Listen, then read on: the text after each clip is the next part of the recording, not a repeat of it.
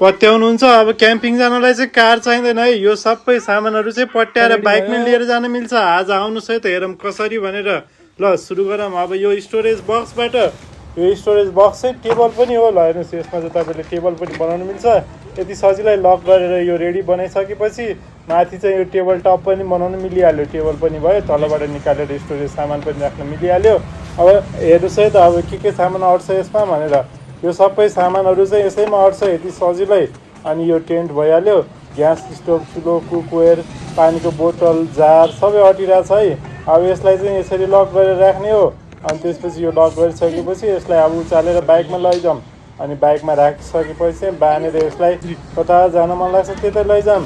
क्याम्पिङको लागि चाहिँ अहिले चाहिँ धाप ड्याम चाहिँ एकदम राम्रो लागिरहेको थियो मलाई, त्यहाँ पनि म गएँ। अर्को ठाउँमा पनि गएँ। अब यसलाई पुगेपछि चाहिँ अनबक्सिङ गरेर हेरौँ है त। अब यसलाई सबै निकालेर हेरिसकेपछि अब फिट गर्नु पऱ्यो। अब बिस्तारै हामीले फिट गर्न मिल्छ, बस्न पनि मिल्छ है यो टेबलमा। ल हेर्नुहोस्, यसरी बस्न पनि मिलिहाल्यो। अब यसमा चाहिँ सुरुमा हामीलाई पानी चाहियो, पानी पनि भरिहाल्यौँ। त्यसपछि हेर्नुहोस्, टेन्ट रेडी बनाउनु पऱ्यो।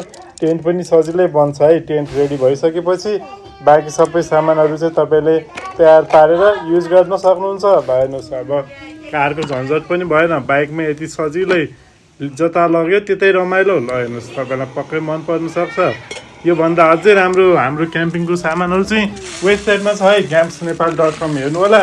अब बाँकी फुल लिस्ट, प्राइस लिस्टहरू छ। अहिले चाहिँ मैले तपाईँलाई एकदम ठुलो अफर दिइरहेको छु है त। पुरै सेटको अफरको लागि चाहिँ हाम्रो त्यो राइट साइडको निलो झोलाको स्टोरी पोस्टमा हेर्नु होला साथीहरू।